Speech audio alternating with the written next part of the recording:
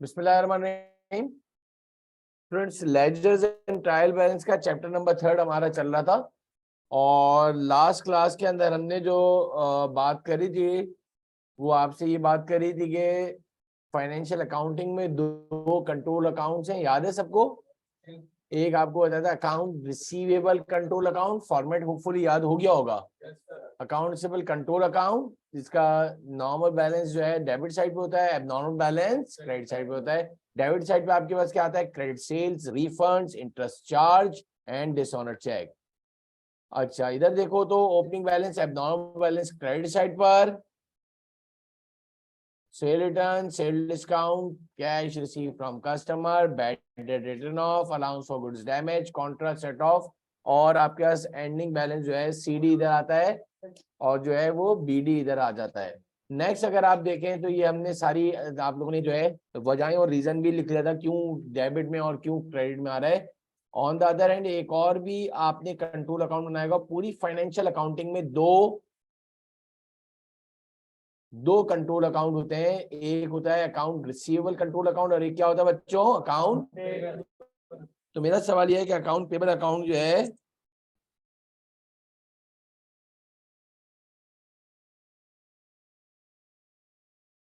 Opening balance normal credit side पे, credit purchases, refund, interest charge.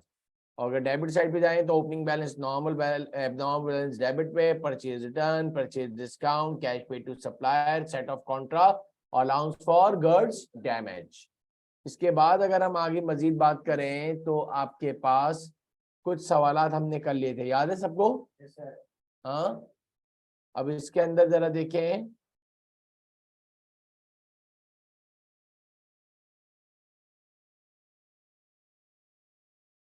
इधर से आपके पास एक और बात शुरू हो रही है जिसके अंदर लिखा है at the end of the accounting period all credit items of income and expenses are transfer to. अब इसके लिए हमें आज जो है एक चीज और नई इसके साथ जो है पढ़नी पड़ेगी तो फिर जाके आपको समझ में आएगा, और वो है आपके पास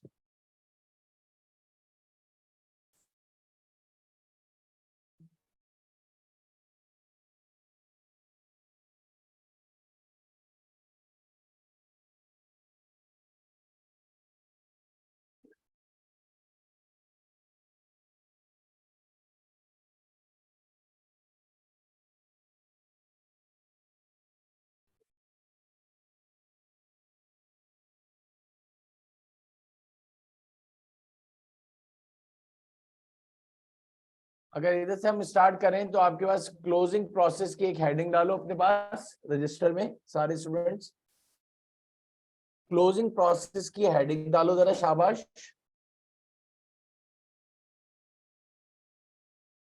और क्लोजिंग प्रोसेस में सबसे पहली एंट्री जरा गौर से सुनो कि मैं ये क्लोजिंग प्रोसेस को ताकि आपके लिए जरा आसानी हो जाएगी। सबसे पहली एंट्री में आपने ट्रेडिंग अकाउंट को डेबिट करा और आपने सारे जितने भी एक्सपेंसेस थे उनको कॉस्ट ऑफ गुड्स सोल्ड तक, बड़ी अटमोस्ट इंपॉर्टेंट चीज है, जरा गौर से सुनना, उन सबको आपने क्रेडिट कर दिया। यानी ओपनिंग स्टॉक को क्रेडिट करा, परचेजेस को क्रेडिट करा, ट्रांसपोर्टेशन इनवर्ड को क्रेडिट करा और सेल्स रिटर्न को क्रेडिट करा। इन सब का टोटल करके अहमद क्या कर दिया हमने? ट्रेडिंग अकाउंट को क्या कर दिया बच्चों? सर हमने कर दिया डेबिट। दूसरी एंट्री में, दूसरी ट्रांजैक्शन में हमने सेल्स को डेबिट करा, क्लोजिंग स्टॉक को डेबिट करा,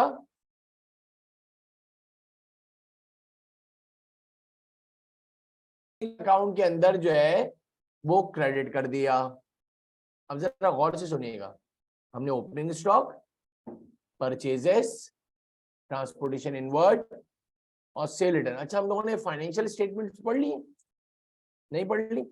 तो उससे पहले तो हमें जरा फाइनेंशियल स्टेटमेंट नहीं पढ़ी, income statement, balance sheet, basic नहीं पढ़ाइए। चलो एक मिनट रुक जाओ जरा सा।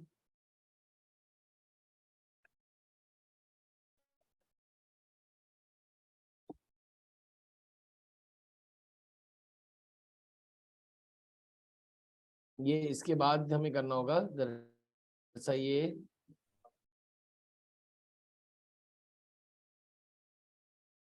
नए पेज में हेडिंग डालो फाइनेंशियल स्टेटमेंट्स की बेटा, नए पेज में हेडिंग डालो financial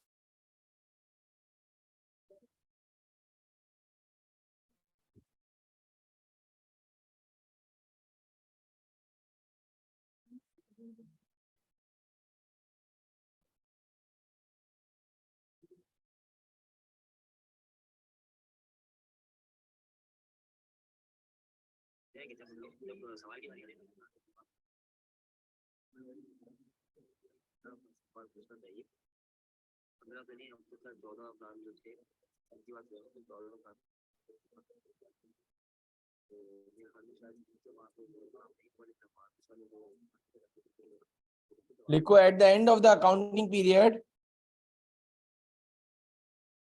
company must prepare their financial statement. 12 महीने कंप्लीट होने के बाद, अकाउंटिंग पीरियड हमेशा 12 महीनों का होता है बच्चों, ना 12 महीनों से ज्यादा ना 12 महीनों से कम, ना एक दिन ज्यादा ना एक दिन कम। पूरे 12 महीने बाद आप एक फाइनेंशियल स्टेटमेंट्स बनाते हैं। सर ये क्या नाम है, ये फाइनेंशियल स्टेटमेंट्स का क्या मतलब है? Financial statement comprises of 5 different statement. 5 different statement को मिलाकर अकाउंटिंग एक्सपर्ट ने एक नाम लिखा है फाइनेंशियल स्टेटमेंट्स। उस फाइनेंशियल स्टेटमेंट में तुम्हारे PRC4 के अंदर 2 स्टेटमेंट जो है अभी तुम्हारे कोर्स का हिस्सा है, दैट इज इनकम स्टेटमेंट और बैलेंस शीट। बाकी 3 जो स्टेटमेंट्स हैं, जिसका नाम है statement of changes in equity, statement of cash flow और नोट्स टू द अकाउंट, से तुम FAR1 यानी कैफ 1 में बनाना सीखोगे। अभी आपके पास सिर्फ और सिर्फ 2 स्टेटमेंट्स हैं। तो आपने सबसे पहले बहुत ही इंपॉर्टेंट, जो आगे तुम्हारे पूरे CA की जर्नी में बार बार पता नहीं कितनी मर्तबा रिपीट होगा, तो इसको जरा सा अच्छी तरह समझ लो। एक और बार, अगर तुम्हारे PRC4 के अंदर MCQ में आता है कि फाइनेंशियल स्टेटमेंट्स में कितनी स्टेटमेंट होती है, तो याद रख लो 5 को टिक करके आना, 2 को टिक करा तो 0 मिलेगा। कितनों को? 5। और तुम्हारे PRC4 की ICAP स्टडी टेक्स्ट में उसके नाम भी लिखे हुए हैं, तो तुम्हें नाम भी पता होने चाहिए। तो उसने वो 5 के नाम लिखे क्या हैं, वो एक अलग बात है कि हमारे सिर्फ अफाक 2 जो है स्टेटमेंट हमारे कोर्स का हिस्सा है। अहमद, कौन कौन से? जिसका इनकम स्टेटमेंट का दूसरा नाम क्या है? वेरी गुड मेरा बेटा। और बैलेंस शीट जिसका नाम क्या है? Statement of financial position. Clear है बेटा? सबसे पहले तो ये लिख लो at the end of the, थोड़ा सा टू द पॉइंट लिखा है, सबसे बेहतरीन डेफिनेशंस हैं। Eight the end of the accounting period, accounting period कितने महीनों का होता है? 12 महीनों का। The company must prepared. अच्छा, ये जरूरी नहीं है कि जनवरी 1 को ही स्टार्ट हो और दिसंबर 31 को। दुनिया में ज्यादातर जनवरी 1 से स्टार्ट करते हैं, दिसंबर में अकाउंटिंग एंड्स करते हैं, लेकिन कहीं बुक्स में नहीं लिखा है कि ये कंपलसरी है। कुछ लोग 1 जुलाई को भी स्टार्ट करते हैं और नेक्स्ट ईयर के जून में खत्म करते हैं। कभी कोई 1 अप्रैल को स्टार्ट करते हैं और 30 मार्च को खत्म करते हैं। कोई लोग 1 अगस्त को खत्म स्टार्ट करते हैं, जुलाई में खत्म करते हैं। मेरी बात समझ गए? Eight the end of the accounting period, accounting period पे ऊपर लिख लेना कंसिस्ट ऑफ 12 मंथ। ये बाकायदा एक रूल बनाया गया है। और 12 महीने बाद अगर तुमने अकाउंटिंग के बुक्स को क्लोज नहीं कर अहमद, तो ऑडिट वाले ऑब्जेक्शन करेंगे। यानी आपके घर की कोई मिरास नहीं है कि आपने कहा मैं 15 महीने बाद बनाऊंगा, ये आया उठ के मैं 21 महीने बाद बनाऊंगा, तुम दोनों ने बोला हम अपनी लेकर आएंगे, वो अपने गांव से ले आया, वो अपने शहर से ले आया। तो बेटा ये IS1 ने लिख दिया है कि भाई पूरे 12 मंथ्स कंप्लीट होने के बाद आपको प्रॉफिट या लॉस यानी कि कंपनी की बिजनेस को इवेलुएट करने के लिए करना होगा। सही है, आपने क्या लिख दिया, इनकम स्टेटमेंट और बैलेंस शीट। अब जरा गौर से सुनो, ये हेडिंग डाल देना जरा, एक और आसानी हो जाएगी। Financial statement comprises of 5 different statement, नाम लिखा हुआ है तुम्हारी बुक में, चैप्टर नंबर 1 के अंदर भी इसके सवाल दिखेंगे तुम्हें आईकेएप की स्टडी टेक्स्ट में। हेडिंग डाल के जरा लिख लो, income statement, balance sheet, statement of changes in equity,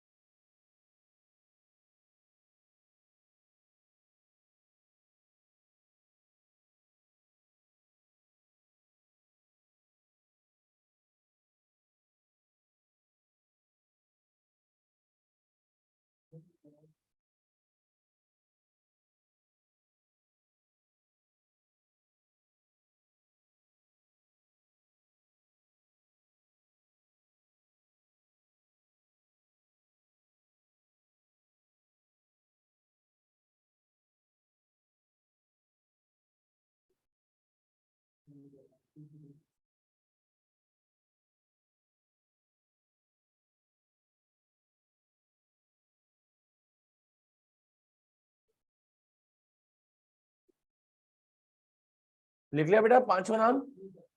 अब पहली स्टेटमेंट इनकम स्टेटमेंट की जरा हेडिंग डालो जरा, सारे स्टूडेंट इनकम स्टेटमेंट की हेडिंग डालो अपने रजिस्टर में, लिखो जरा 2 लाइनें। The first financial statement, the first financial statement is income statement. पहली जो फाइनेंशियल स्टेटमेंट बनाई जाती है उसका नाम है इनकम स्टेटमेंट। इनकम स्टेटमेंट को प्रॉफिट एंड लॉस स्टेटमेंट भी कहते हैं बेटा।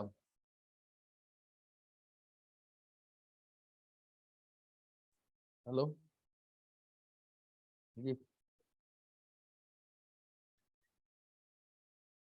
हाँ वो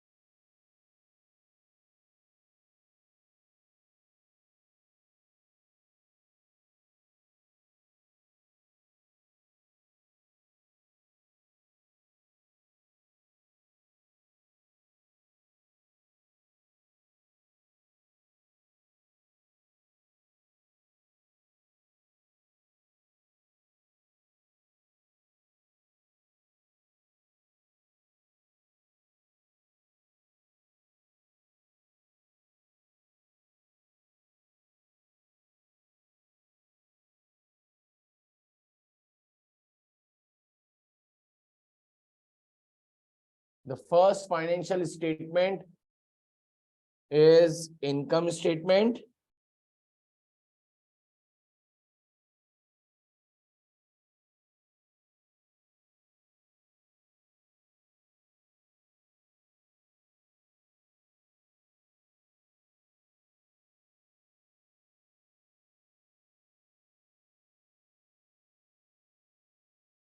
क्या लिखा? The first financial statement is income statement, फिर फुल स्टॉप क्या लिखो? Income statement is prepared with the help of all revenues and expenses. याद रख लेना, सारी रेवेन्यूज और एक्सपेंसेस की मदद से क्या बनता है?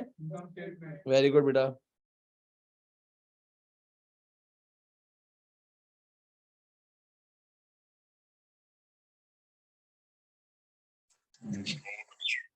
कुछ और मेरे को उस चीज में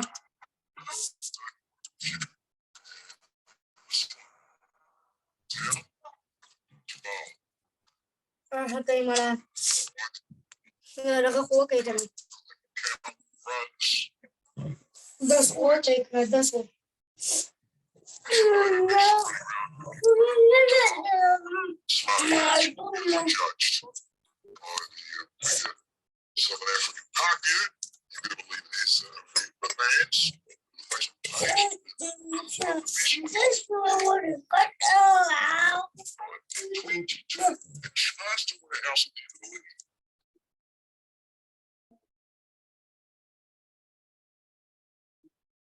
The first financial statement is income statement. The first financial statement is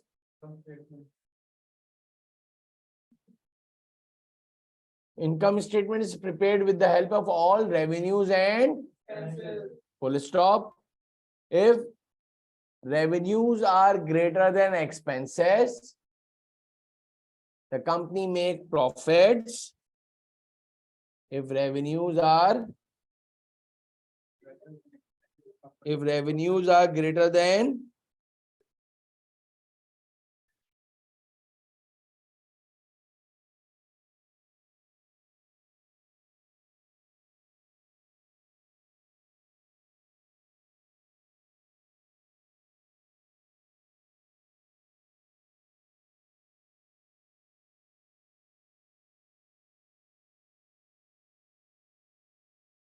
क्या लिखा आपने?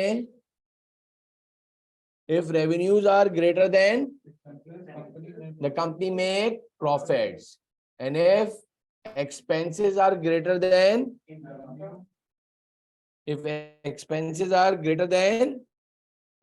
the company make losses.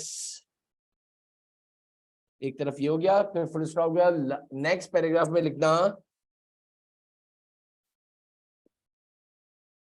Next paragraph से लिखो कि भाई इनकम स्टेटमेंट क्यों बनाई जाती है। लिख लो, income statement is prepared to find out profit और लॉस ऑफ द बिजनेस। भाई ये बैठे बैठे बिला वजह क्यों स्टेटमेंट बनाना शुरू कर दी कंपनी ने? तो income statement is prepared to find out profit और loss of the business. Profit और लॉस ऑफ द बिजनेस मालूम करने के लिए इनकम स्टेटमेंट बनाई जाती है। क्लियर हो रही है बात? वॉइस क्लियर नहीं आ रही? बाकी सबको तो सही आ रही है भाई। बाकी स्टूडेंट्स को, अलीशा, हाजरा, इंजमाम, वॉइस क्लियर है बेटा? सारे स्टूडेंट्स को वॉइस क्लियर आ रही है? जरा मुझे चैट में बता दीजिएगा प्लीज। आप वापस से डिस्कनेक्ट करके कनेक्ट कर लो। नहीं,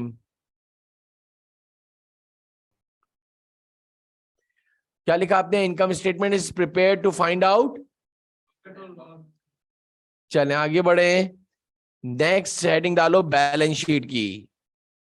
नेक्स्ट हेडिंग डालो बैलेंस शीट की। दूसरी सेकंड स्टेटमेंट का नाम है बैलेंस शीट।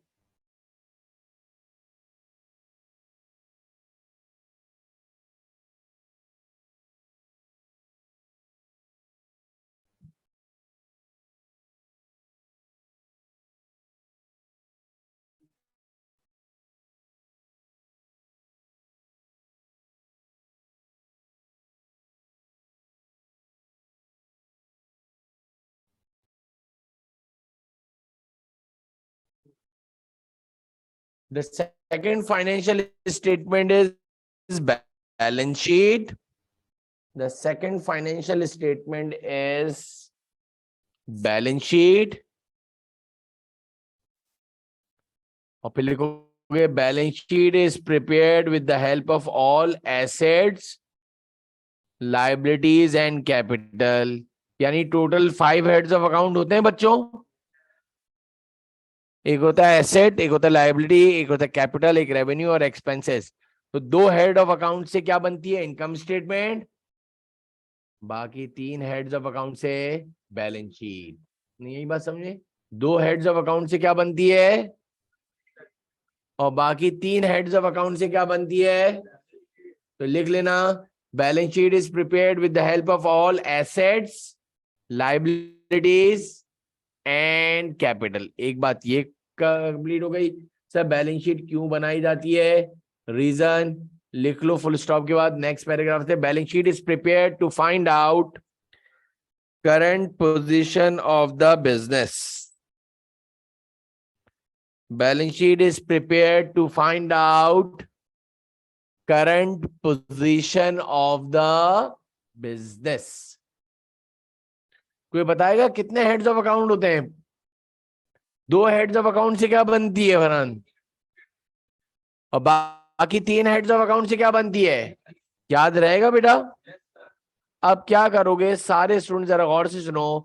ये अपने रजिस्टर में जा जो है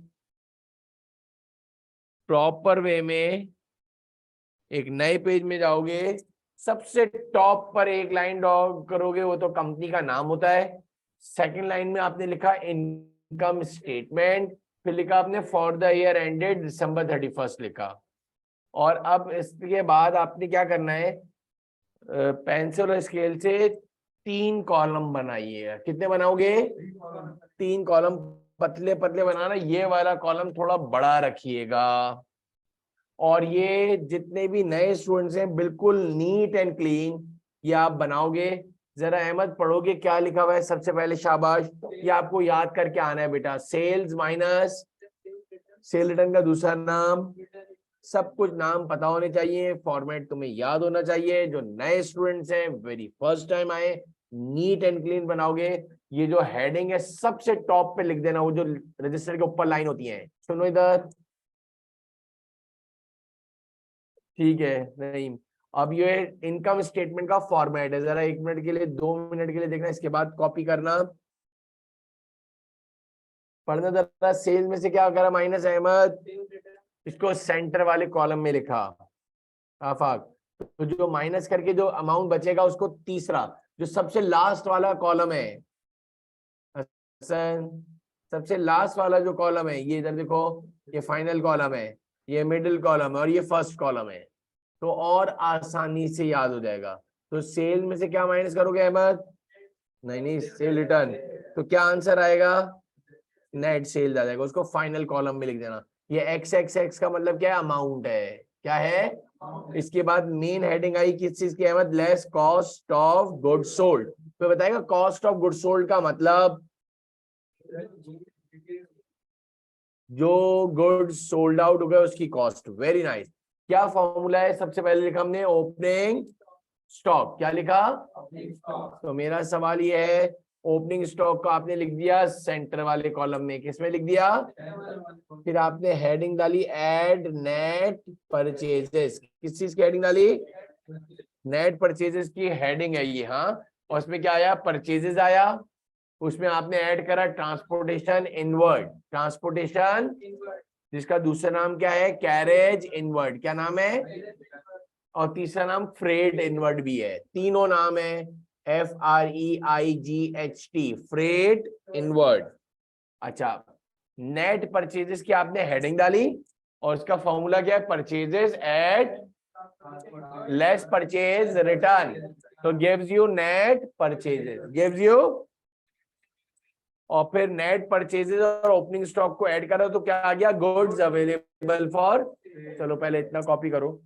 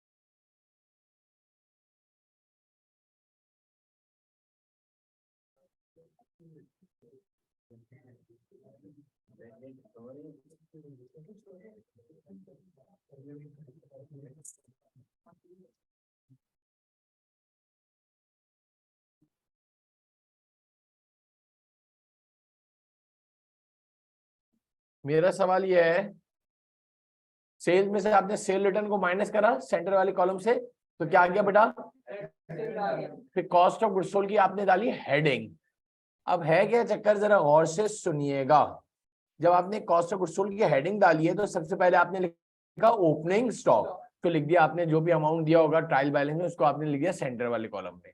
फिर आपने हेडिंग डाली है नेट, तुम नेट परचेजेस निकाल लो। अगर मेरी एक बात का जवाब दो, नेट परचेज का फॉर्मूला क्या हुआ Ahmad? Purchases eight transportation inward less purchase return equals to, Farman क्या बोला मैंने?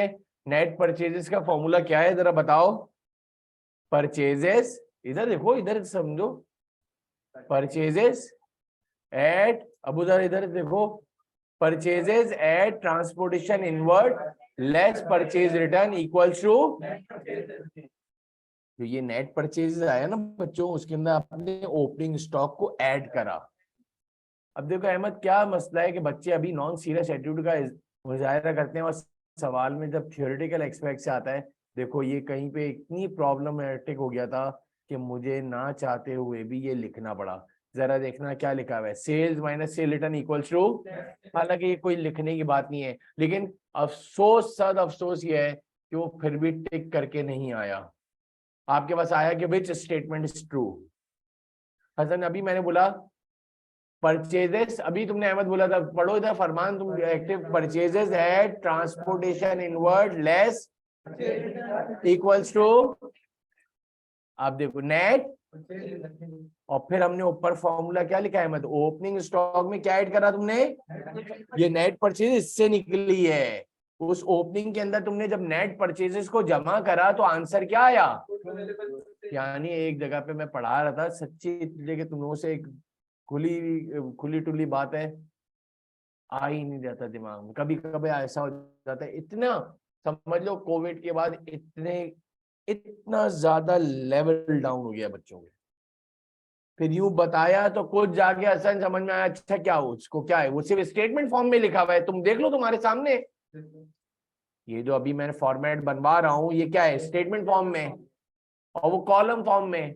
उसको समझ ही नहीं आ रहा है कि मैं क्या बोल रहा हूँ। मैं बोल रहा हूँ भाई नेट परचेजेस की आपने डाली हेडिंग, तो नेट परचेजेस का फॉर्मूला क्या है? Purchases eight transportation inward less equals to, अब देखो एक और चीज, ओपनिंग स्टॉक में ऐड क्या करा Ahmed? Equals to goods available for sales, क्या आया? उसमें से लेस करा तुमने क्या, तो क्या आया आपका? कॉस्ट ऑफ गुड्स सोल्ड, जिसकी तुमने मेन हेडिंग डाली थी। नहीं यही बात समझ में? यानी ये cost of goods sold technically असन कॉस्ट ऑफ गुड्स सोल्ड इधर से स्टार्ट हो रहा है, तो इसके अंदर बीच में एक नेट परचेजेस भी आ गया अहमद, और वो इधर जाके खत्म हो रहा है। और इससे भी इंपॉर्टेंट बात, जब तुम्हारे पास कॉस्ट ऑफ गुड्स सोल्ड आ गया तो असन ऊपर था नेट सेल्स। Very good.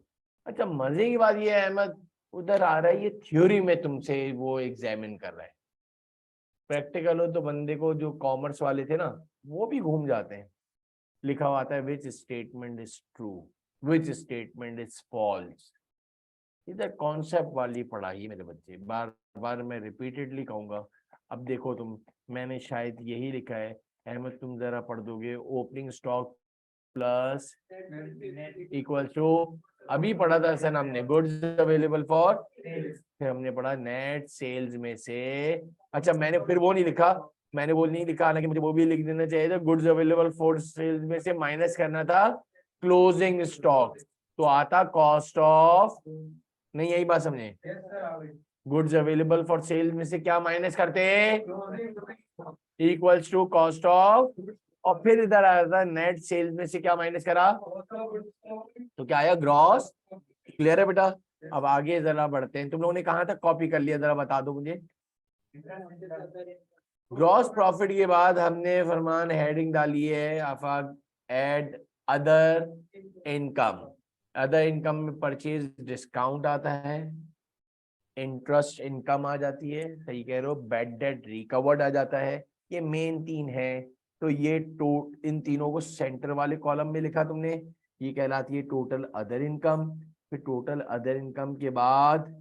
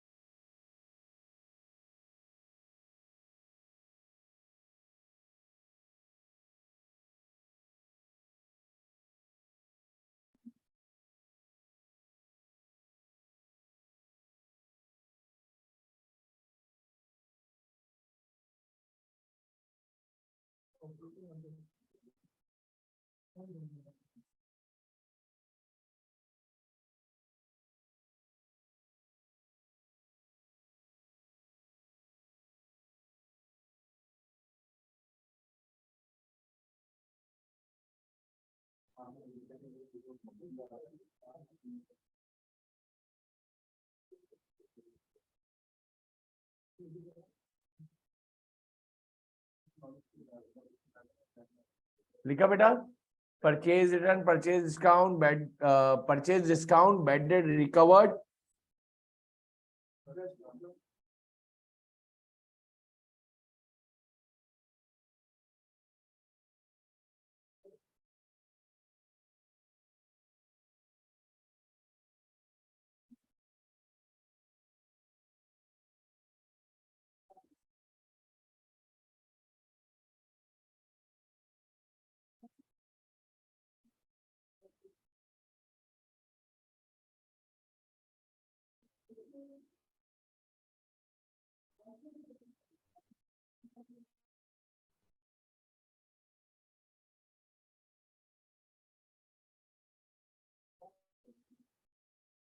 जब आपने टोटल तीनों को ऐड करके टोटल अदर इनकम में लिखा, फिर टोटल अदर इनकम और ग्रॉस प्रॉफिट और टोटल अदर इनकम को जमा करा तो क्या बन गया, टोटल इनकम बन गया। क्या बन गया?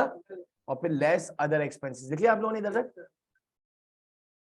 लेस अदर एक्सपेंसेस की आपने हेडिंग डाली,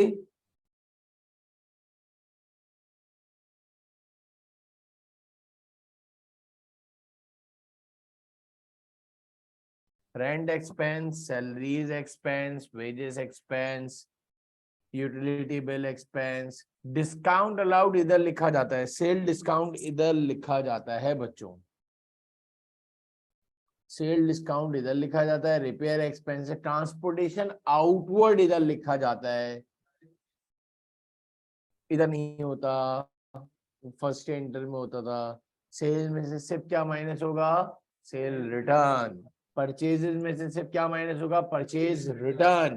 परचेज डिस्काउंट को अदर इनकम में ही लिखना पड़ेगा। ये आईएएस का फॉर्मेट है बेटा, उन्होंने फर्स्ट इंटर में जो पढ़ा था वो वाला फॉर्मेट नहीं चलता जी। इनकम को सबसे लास्ट में लिखते थे शायद, आई थिंक सो।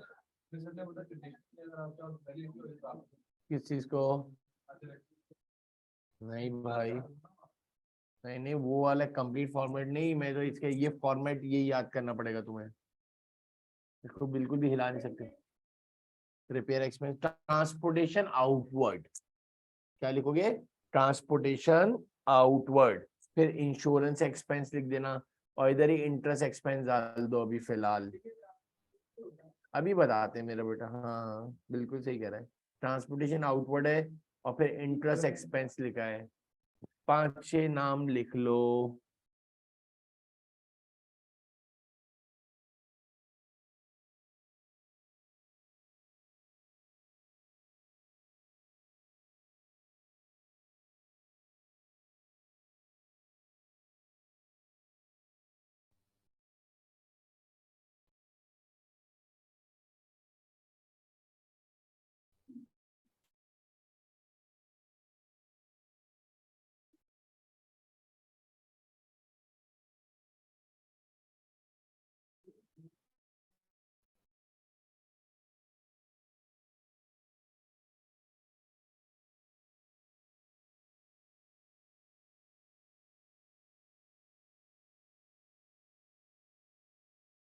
ये सारे हो गए टोटल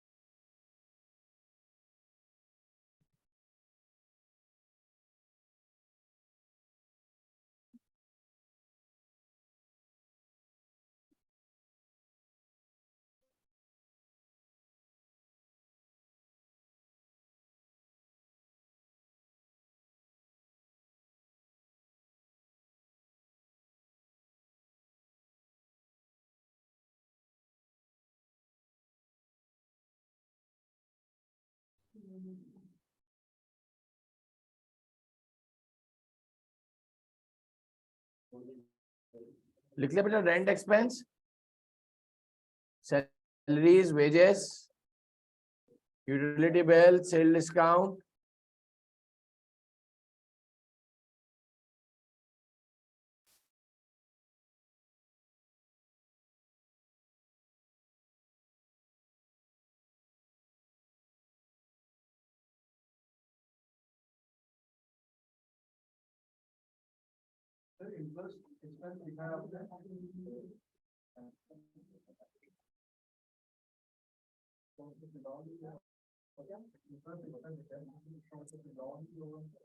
हाँ वो तो ऐसे डाल दिए सारे एक्सपेंसिव जमा करा तो क्या बना बेटा, total.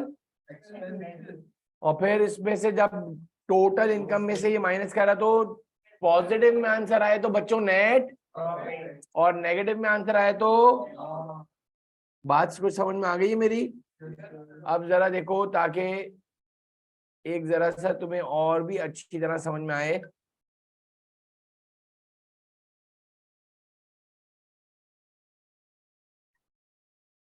From the following trial balance of BWeb company, कौन सी बेटा, extract after second year of trading, सही है।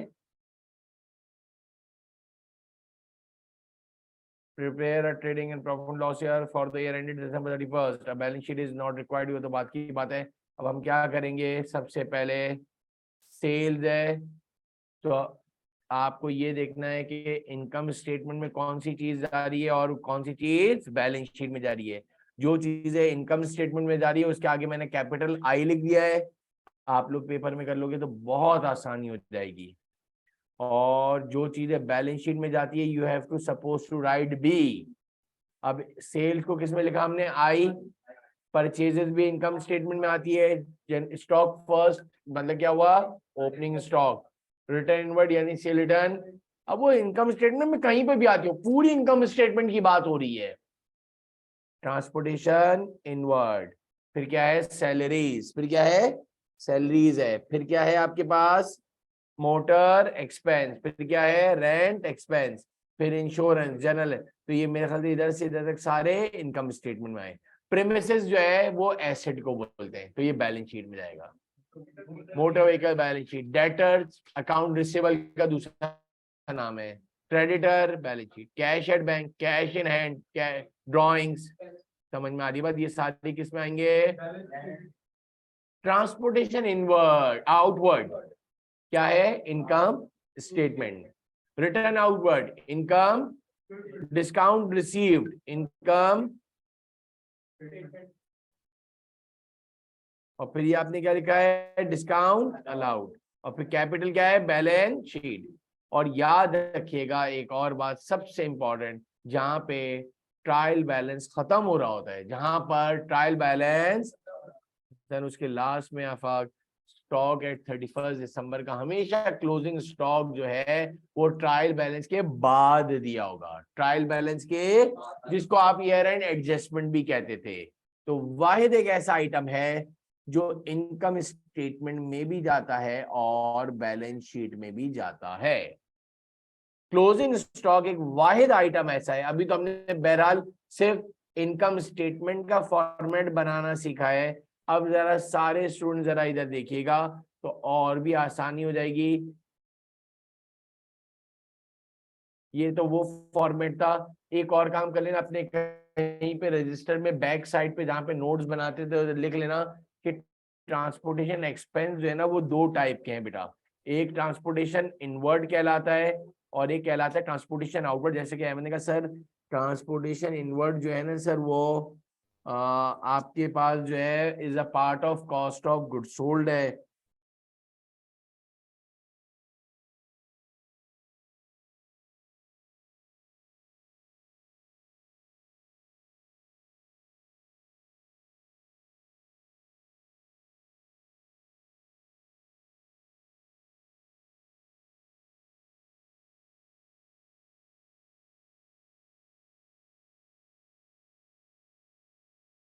क्या लिखा, transportation inward is a part of cost of good sold. Transportation inward किसके अंदर आता है, कॉस्ट ऑफ, लाजमी एक सवाल है ये, 110% थ्योरी में पूछता है।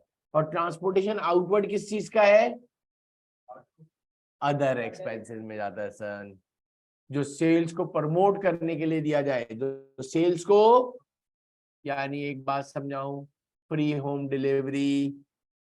बहुत सारी दुकान वाले क्या है, हम कोई फ्रिज खरीदते हैं, एसी खरीदते हैं, हम उससे जैसे डिस्काउंट मांगते हैं बोलता है सर आपके लिए एक काम कर देता हूं मैं फ्री होम डिलीवरी करवा देता हूं। लेकिन ट्रांसपोर्टेशन इनवर्ड क्या चीज है, जो पैसे तुमने गुड्स लाने के लिए दिए, जो पैसे तुमने, यानी मिसाल दूंगा, आपका चेयर्स का कारोबार है, आप इधर तारिक रोड पे आपका एक शोरूम है जहाँ पे आप जो है चेयर्स बेचते हो। ये चेयर्स अहमद हमने कहाँ से खरीदी है, टावर से या ओल्ड सिटी एरिया से। तो जो होलसेलर से, जो मैन्युफैक्चरर से, जो भी फैक्ट्री वाला है जिससे हमने अबू जर ये जो है खरीदी होंगी क्या चीज, तो डेफिनेटली उसको सदर से, टावर से कहाँ लेकर आनी है, तो क्या कंधे पे लाओगे क्या पकड़, तो आपको ट्रांसपोर्टेशन बेयर करने पड़ेंगे, तो शायद वो हमें ही बेयर करना पड़ेगा, वो दुकान वाला क्यों देगा। आपने बोला चेयर कितने की, 2000 रुपए की, आपने ले ली, आप उसके पीछे पड़ गए, ये पहुंचा के तो बोला भाई आपका मसला है, मैंने आपको चेयर्स बेचने के पैसे मांगे। बिल्कुल, आप कोई सदर चले जाओ, कोई एसी खरीद लो, कोई वॉशिंग मशीन खरीद लो, बेटा वो ट्रांसपोर्टेशन हमें ही बेयर करनी पड़ती है। वो कभी ऐसा हो जाता था कि कोई ऐसी कंपनीज हैं, कोई ऐसी बड़े जाइंट लोग हैं जिन्होंने अपनी सेल्स को प्रमोट करने के लिए अहमद क्या कर दिया, फ्री होम डिलीवरी करवा दिया। पूरी पूरी मार्केट नहीं करती है ये, मैं बता दूं तुम्हें। जो थोड़े से पुराने जो खापड़ हैं और जिनका थोड़ा सा बड़ा बिजनेस है, उनके पास कैपिटल, बोलना तो बड़ा आसान है कि फ्री होम डिलीवरी। आप खुद सोचो अगर आप एक छोटी सी चीज ऑफर करने लग जाते हो फ्री होम डिलीवरी की, तो अहमद सबसे पहले तो 7 8 10 लाख की मरे से मरे सुजुकी आएगी, क्या ख्याल है आज के जमाने में। वो कोई रिमोट चलाएगा तो उसके लिए क्या रखना पड़ेगा, उसकी सीधी सीधी 20,000 रुपये महीने की तनख्वाह होगी कम अज कम, जो सुबह से रात तक आपके लिए काम कर रहा है। इधर ही बात खत्म नहीं होती है, इस पे शायद पानी नहीं डलेगा, उसमें क्या डलेगा, और फिर शायद उसके बाद उसकी ट्यूनिंग भी होगी और उसके बाद वो सर्विस भी होगी और उसके फिर ब्रेक भी घिसेंगे और वो ब्रेक भी बदलेंगे और टायर भी बदलेंगे। यानी इतनी छोटी सी फैसिलिटी के लिए हसन बोलना तो कितना आसान है, लेकिन बहुत बड़ा एक्सपेंस है, सारी कंपनी छोड़ ही देती हैं। कुछ ऐसी कंपनीज है फरमान जिसका 3-3 4-4 सुजुकियां रखी हुई है। वो तो by the passage of time जैसे आफाक बिजनेस सेट होता गया तो हमने उसके अंदर करते थे, लेकिन मुझे नहीं लगता कि नया बिजनेस वैन वाला जो है कभी भी आपके पास जो है वो पैसे दे। तो ये सारी चीजें आपको पता होनी चाहिए। कभी इंटरव्यू में पूछ ले what is the meaning of transportation inward, उसको हम कभी भी इग्नोर कर ही नहीं सकते। भाई बकरा ईद पे गाय लेने जाते हैं, गाय खरीदते हैं सब मंडी से, वो हाथ में जो है रस्सी खोल के ले जाता है। आप बोलता है तू भगा के ले जा, लेटा के ले जा, तेरी मर्जी है, सुजुकी में ले जा, एरोप्लेन में ले जा। कभी भी ऐसा मेरे ख्याल से आज तक नहीं हुआ कि कभी जानवर उसने पहुंचा के दिया हो। ये तो एक बेस्ट एवर एग्जाम्पल है। हमें खुद ही सुजुकी करनी पड़ती है। वो एक प्रैक्टिकल एग्जाम्पल दे रहा हूँ जो तुम लोगों ने, पर हम लोगों ने 400 हजारों मरतबा। वो सबसे बड़ा फटीक होता है भाई, सुजुकी ऐसी देखो कोई अच्छी हो, कोई गिर ना जाए। एक दफा अच्छी तरह याद है, सुजुकी लेके गए, ऊपर से जाला ही गिर गया। और मजे की बात ये है कि वीआईपी काम किया, हो जाला तो गिरा, उसने गाय को जाले से बांधा हुआ था। आप बात समझ रहे हो मैं क्या कहना चाह रहा हूँ? मुझे अच्छी तरह याद है। वो तो इत्तेफाक है कि हम लोग गाड़ी में पीछे पीछे चल रहे थे और वो हमारे आगे था। पीछे इसलिए का मैंने कहा कहीं निकल गया लेके, तो हमने कहा भाई आगे चलो, मतलब गाड़ी वाले को नहीं, जैसे हम आगे रखते हैं तो हम पीछे आ रहे हैं। अभी तो हाईवे पे ही चढ़े थे, वो नहीं उधर से यूं करके हाईवे पे यूं करके। वो तो अल्लाह पाक का करम हो गया कि कोई अच्छी नेकी काम आ गई कि गाय नहीं गिरी ना, यानी यूं ही गिरा ना, तो उसको तो पता चल गया। मैंने कहा यार तुमने मतलब सिर्फ इसको बांधा हुआ था, मुझे यानी उसकी खुली हुई कोई सुजुकी होगी, उसने उस बरसाती के लिए क्या कर दिया, वो ऊपर का जाला ऐसे ही बांध दिया होगा। और वो हवा का प्रेशर, गाय के प्रेशर से वो यूं हुआ इत्तेफाक। अच्छा यूं गिरा और गाय भी यूं ना आधी, वो बंदी भी उसके साथ थी ना, तो अच्छा हुआ ना टूट जाती टांग मांग और खर्चा लेने पे देना। फिर वो एक एक्सपीरियंस हुआ, बहुत पहले की बात है, 5-8 साल पहले। फिर तो मतलब गाय लेने में जितने हम तहकीक नहीं करते जितना सुजुकी रखने में हम तहकीक करते हैं। मतलब वो एक लास्ट टाइम जो है एक बोला अरे भाई मैं पहुंचा दूंगा, वो भाई भी होते हैं, कजन वजन भी होते हैं, उन्होंने जो तबीयत से गालियां दी हैं, ओए होए, वो एक्सपीरियंस हो चुका है ना। वो अपने मंजन बेच रहा होगा, यार हम ले जाएंगे यूं नहीं कहानी। उसने कहा हाँ ले जाना, चलो आगे बढ़ो। अब उनको नहीं समझ में आया, इसलिए कि वो बिल्कुल अल्लाह ताला ने बचा लिया। वो गिर जाती ना उसके साथ, यानी गाय खड़ी रही उसके ऊपर और वो पूरी खाली ना, और वो उधर गिर गया। तो मेरे ख्याल से पैसे भी गए और नुकसान अलग होता। तो वो जो ट्रांसपोर्टेशन है वो बहुत अच्छी करनी चाहिए, और ट्रांसपोर्टेशन इनवर्ड है। ये आपके वहां ऑप्शनल है, transportation outward is part of. चलो आगे बढ़ो, हम लोग इधर तक आए थे बात। मैं ये आपसे कह रहा था, मैंने ये बी वेब कंपनी का नाम डाला, इनकम स्टेटमेंट बनाई for the year ended. Sir ये कैसे पता चलेगा? फॉर द ईयर एंडेड 31 दिसंबर 2008 लिखा हुआ है मेरा बेटा, दिख रहा होगा शायद, दिख रहा है। अब देखो जरा मुझे बताते जाना, सेल्स बताना जरा बेटा। 24,174 24 लेस सेल्स, लेकिन यानी कि आपको पेपर में याद रखना है कि रिटर्न इनवर्ट दिया हुआ था, कितना था? तो 62 माइनस करा तो क्या आ गया? 24। सबको दिख रहा है या नहीं? वेरी इजी, सिर्फ फॉर्मेट याद होना चाहिए। अब उधर फॉर्मेट याद नहीं है तो सर ये 2 नंबर के लिए इतना बड़ा सवाल आएगा? नहीं, बोलेगा find out cost of goods sold. क्या आएगा? तो इधर से लेकर इधर तक बनाना है सन। हो सकता है सवाल आ जाए फाइंड आउट ग्रॉस प्रॉफिट, क्या निकाल दो? तो इधर से लेकर सिर्फ इधर तक बनाना है। कभी हो सकता है बोलेगा find out total expenses, find out. अब एक देखो ये कितना खतरनाक है, टोटल एक्सपेंसेस में ये वाले जाएंगे, कॉस्ट ऑफ गुड्स सोल्ड वाले नहीं आएंगे। एक भी उठा के गलती से इधर से उठाकर नीचे डाल दिया, या नीचे वाला कोई एक्सपेंस पूरे सवाल बर्बाद हो गए। मेरी बात समझ गए होगे पुलिस। अब देखो ये तो नेट सेल्स आ गई, जरा मुझे बताओगे ओपनिंग स्टॉक क्या दिया हुआ है? स्टॉक फर्स्ट दिसंबर जनवरी 2008 20, देखो $2500 लिख दिया। एड नेट परचेजेस की हेडिंग आई, तो हमने पढ़ी थी शायद, याद है? परचेजेस, जरा बताओगे परचेजेस 146, याद आ रहा है? Add transportation inward, transportation inward, transportation inward ये रहा बेटा 1500। देख लो यूं ही चल रहा है। लेस परचेज रिटर्न,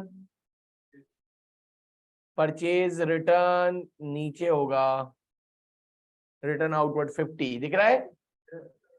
जब परचेज रिटर्न को माइनस कर तो ये आ गया नेट परचेजेस। क्या आ गया? जो सिखाया है। और अहमद ये पर्पसली मैंने वो सवाल लिया है जिसके अंदर 99% हर चीज दिखेगी तुम्हें जो हमने फॉर्मेट बनाया है। मैंने पर्पसली वो ये सवाल बनाया है जिसके अंदर तुम्हें फॉर्मेट की हर चीज दिखेगी। जब तुमने इसके अंदर से ये करा तो आपके पास क्या आ गया? नेट परचेजेस, उसके अंदर ओपनिंग स्टॉक ऐड करा तो 185 गुड्स अवेलेबल फॉर सेल। कोई बताएगा क्लोजिंग स्टॉक कहाँ है? वेरी गुड, कितना है? 2548, 25। तो जब माइनस करा अहमद तो क्या आया? कल को बेताज PRC4 के बच्चों से पूछो कितनी लाजिम है, लाजिम कॉस्ट ऑफ गुड्स सोल्ड पूछेंगे। Sir cost of goods sold का सवाल आया, सर ट्रायल बैलेंस टोटल करने का सवाल आया जो हमने लास्ट क्लास में करा था। सबके बैलेंसेस दिए थे, डेबिट साइड का टोटल, क्रेडिट साइड का टोटल। बेसिक से आपके 25 नंबर कब पक्के हैं बेटा? 12 MCQs पक्के हैं। तुम कर नहीं करके आओ तो गलत है। उसके अंदर basic accounting fundamentals, books of primary ledgers and, बीच की कोई मिसिंग फिगर है भाई 25%, 100%। ये भाई कैप की वेबसाइट पे लिखा हुआ है, कोई अपनी तरफ से तो नहीं बोल रहा हूँ कि 25 नंबर का मतलब 26, 26 का मतलब 13 MCQs लाजमी 3 चैप्टर से। अब इसके अंदर ये भी एक होगा कि find out cost of goods sold. नहीं प्रॉपरली याद रहेगा तो वो होगा। समझ आई बात या नहीं आई? अच्छा एक और काम ये करते हैं, जो जो चीजें लेते जाते हैं ना उसको हम लोग क्या करते हैं, टिक करते रहते हैं। क्या करते रहते हैं बच्चों? टिक करते रहते हैं। तो बच्चे को और आसानी, जैसे भाई सेल्स ले ली मैंने, जैसे परचेजेस हमने ले ली, याद आ रहा है? सेल रिटर्न ले लिया था, रिटर्न इनवर्ड, ट्रांसपोर्टेशन इनवर्ड ले लिया था, याद आ रहा है? फिर हमने परचेज रिटर्न यानी रिटर्न आउटवर्ड ले लिया था, याद आ रहा है? फिर आगे बढ़ते हैं तो हमारे पास जो है क्लोजिंग ग्रॉस प्रॉफिट आ गया था। फिर हमने ऐड अदर इनकम करी, मैंने उसमें भी परचेज डिस्काउंट एक दे दिया था, परचेज डिस्काउंट जिसका दूसरा नाम क्या? Discount receive. हाँ लफाजी बहुत मारता है। तुम परेशान हो गए तो इंग्लिश में परेशान होगे पेपर में, याद रख लेना। सबसे बड़ा प्रॉब्लम ये, मेरे पास कुछ इसका चारा नहीं है, तुम्हें याद करना पड़ेगा। एक दफा याद करना है मत, एक दफा दिमाग में बैठ गया हसन, ये फॉर्मेट एक दफा बैठ गया, अच्छा ये पूरे CA के चलेगा। कुछ बच्चे अपने हाथों से, मैं तो बोलता हूँ वाहिद ये PRC4 ऐसा है जो बार बार बार बार पता नहीं कितनी मर्तबा आएगा यार।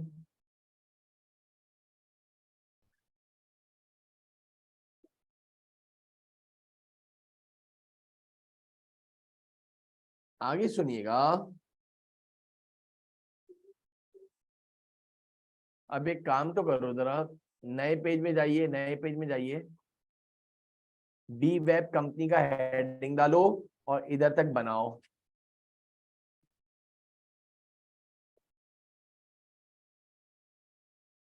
बी वेब कंपनी की हेडिंग डालो।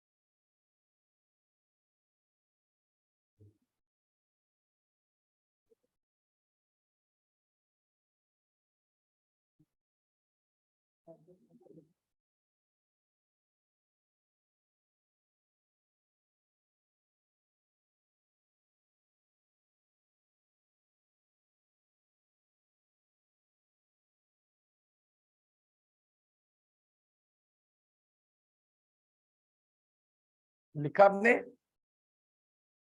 सेल्स में से सेल रिटर्न अमाउंट के साथ लिखना बेटा।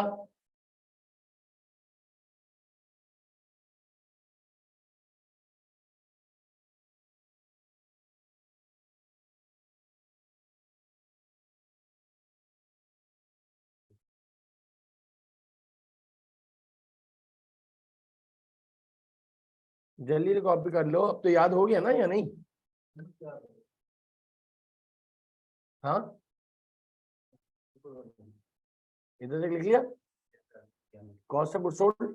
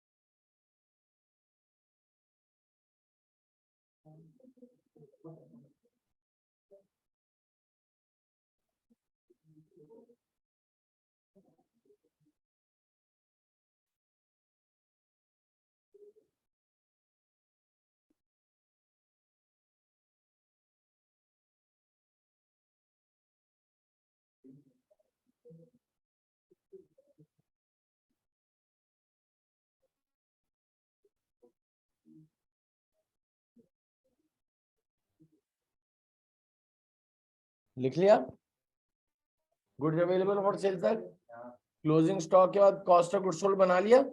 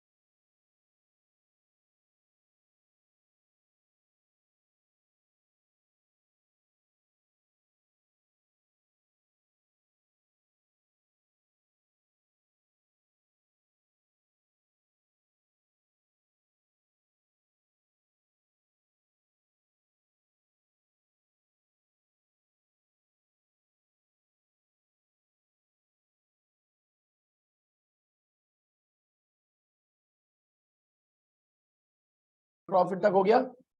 ऐड अदर इनकम में हेडिंग डाली आपने, ऐड अदर इनकम में आपके पास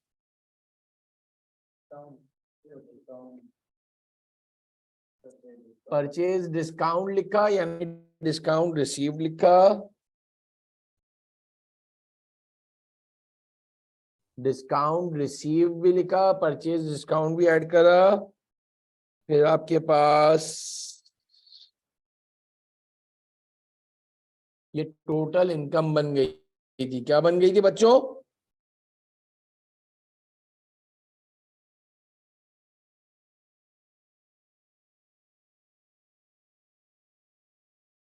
क्या लेस अदर एक्सपेंसेस की आपने हेडिंग डाली,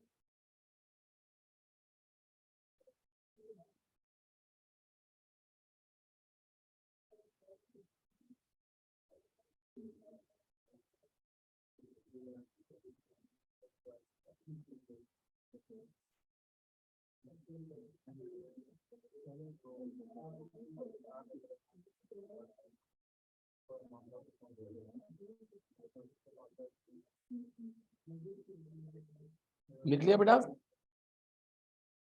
टोटल अदर एक्सपेंसेस करे तुम लोगों ने?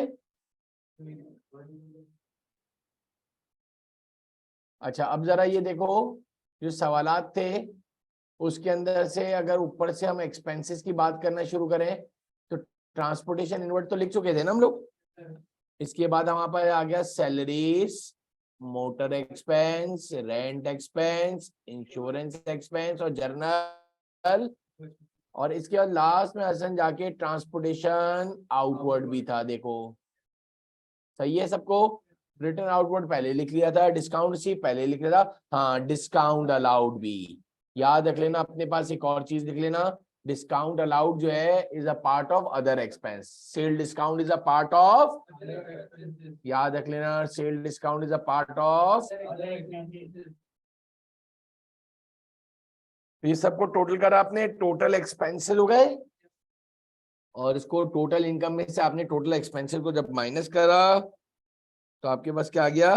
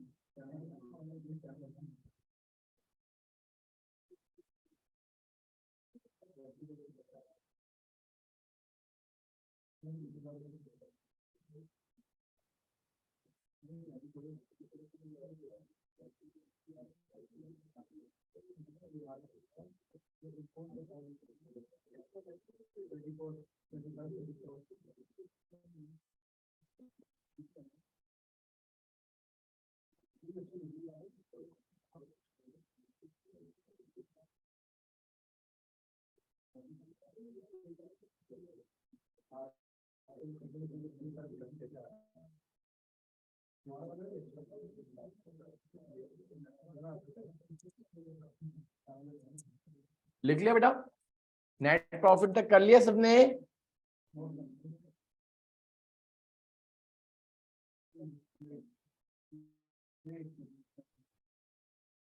हाँ बेटा, लिख दिया? अब एक लास्ट एक चीज ये कर लो, नेट प्रॉफिट तक लिख लिया आप लोग ने? क्या करना कि एक ये तस्वीर जरा से आप ले लो, एक तो ये इनकी तस्वीर ले लो, एक ये अपने पास रजिस्टर में लिख लेना, तो ये एक जो है अहमद काम आ जाएगा। कभी ये बीच में से मिड में से आफाक को ये अपने रजिस्टर में नोट डाउन करना, मैं बार बार कह रहा हूँ अपने रजिस्टर में नोट डाउन करेंगे, ठीक है? ये लिख लिया। दूसरा आप क्या करोगे, ये बैलेंस शीट जो है इसका मेरा बेटा जरा एक फॉर्मेट जो है जरा सा एक तस्वीर खींचो, और ताकि हमारा इतना टाइम बच जाएगा बच्चों। और फिर कोशिश करना है अहमद, एक ये पार्ट है समझो। हाँ एक मिनट, पहले इतनी बना ली बेटा, और फिर ये टोटल करंट एसेट तक आई है, सही है? जरा देख लेना, थोड़ा सा नहीं आ रहा होगा ये, थोड़ा सा ये देखो, ऊपर कंपनी का नाम आएगा, स्टेटमेंट ऑफ फाइनेंशियल पोजीशन है, ठीक है? डन है। अब इसके बाद टोटल एसेट्स इधर तक आए,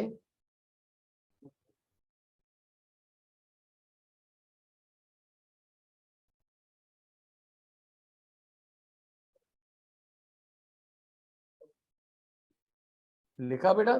और बना लिया टोटल लाइबिलिटीज और इक्विटी तक। कोशिश कर लेना कि ये मिस्टर बी वेब वाले सवाल की पहले तो ये फॉर्मेट कॉपी करोगे ताकि याद हो।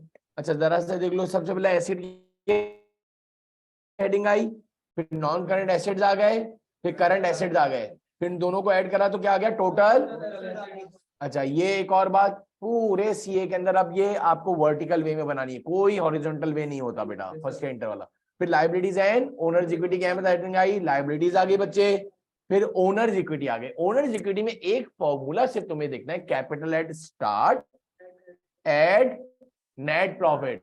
आएगा कि ये नेट प्रॉफिट कहां से आएगा बच्चों? वेरी गुड बेटा, जो इनकम स्टेटमेंट से आया है। कहां से आया है? और उसमें से आपने क्या करा, लेस कर दिया क्या, ड्रॉइंग्स, तो क्या आ गया, कैपिटल एट एंड आ गया। क्या आ गया? कैपिटल एट एंड, और लाइबिलिटीज को जमा करा तो टोटल लाइबिलिटीज एंड। सही है बेटा? तो कोशिश करके आना कि इसका बी वेब वाले की कोशिश तो कर लेना, ठीक है? चलो ओके, अल्लाह।